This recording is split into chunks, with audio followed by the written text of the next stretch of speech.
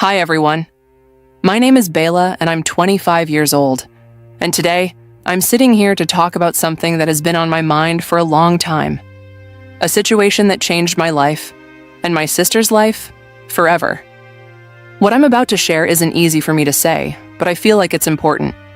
I hope that my story can help others avoid the mistakes I witnessed and prevent anyone from making the same terrible decision. So, let me begin. I have a younger sister named Amber. She's just 19 years old and she means the world to me. Amber and I have always been really close. We share everything. Our dreams, our fears, our happiness, and our worries. Being the older sister, I always felt responsible for her. Like it was my job to protect her from everything in this world, especially from the bad things that can so easily slip into our lives. And one day, a person came into our lives who, to this day, I wish we had never met. His name is Freddie. Freddie is my cousin and I've known him for years. But he isn't someone you'd want your younger sister, or anyone for that matter, to be around. Freddie is the type of guy who uses charm to manipulate others. He's the kind of guy who thinks it's fun to play with people's emotions and trust. He doesn't care about anything or anyone but himself. When Freddie first started showing interest in Amber, I knew something wasn't right. He's the kind of guy who always has the same pattern. He'll flatter you, make you feel special, and then, when he gets what he wants, he moves on to someone else. It was clear to me that he was trouble. At first, Amber didn't see it. She thought Freddie was charming and confident. She thought that maybe he was just a misunderstood guy who had a rough past. She was young, and she didn't understand how dangerous Freddie could be. But I knew better. I tried talking to Amber, telling her about Freddie's past, about how he had been involved with multiple girls and always left them heartbroken. But she didn't listen. She thought I was just being protective, that I didn't want her to have fun or meet new people. But what she didn't understand was that Freddie wasn't just any guy. He was a master manipulator. He knew exactly how to say the right things at the right time to make you feel like you were the most important person in the world. He would shower you with attention and make you feel like you were the one who mattered most. And that's how he traps people. I couldn't let my sister fall for him. I couldn't sit back and watch her get hurt. I decided I had to act. Freddie's pattern was predictable. Once Amber started spending more time with him, I could see the signs. He'd disappear for days, then reappear, making all kinds of excuses. I could see Amber getting caught up in his games. She would cry over him, question why he wasn't as interested anymore, and it broke my heart to see her like that. So, I knew I had to do something extreme to protect her, and to my parents first.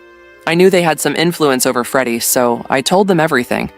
About the way Freddie had been manipulating Amber, the way he was using her for his own pleasure and leaving her feeling lost and confused. I told them that Freddie was not the person he pretended to be, and that he was hurting Amber without even realizing it. To my surprise, my parents took it seriously.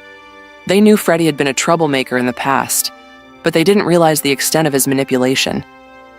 Together, we decided that something had to be done. We confronted Freddie, and believe me, he didn't take it well.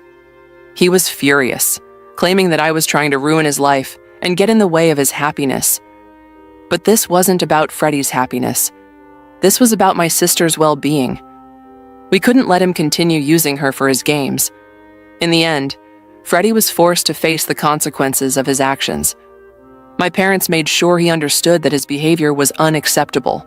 They gave him an ultimatum. Either he changes his ways, or he would lose his connection to our family. It was a hard decision to make, but it was the right one.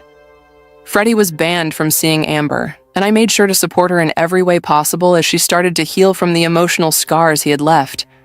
It wasn't easy for Amber, and I had to remind her that she deserved someone who would respect her, love her, and cherish her, not someone who would use her. So, I want to say this to anyone who's listening. Please, protect your loved ones, especially your younger siblings. Don't let anyone manipulate them for their own selfish desires. Be the person who stands up for what's right, even if it means making tough decisions. It might not always be easy, but it's your job to make sure the people you love are safe, emotionally, mentally, and physically. If I hadn't stepped in, if I hadn't acted, I don't know what could have happened to Amber. But I know that I couldn't have lived with myself if I had just stood by and let Freddie break her heart, and possibly even her spirit. In this world, there are a lot of people who pretend to care, but they only want to take advantage. It's up to us to protect those we love from people like that. It's up to us to teach them the value of self-respect and the importance of healthy relationships.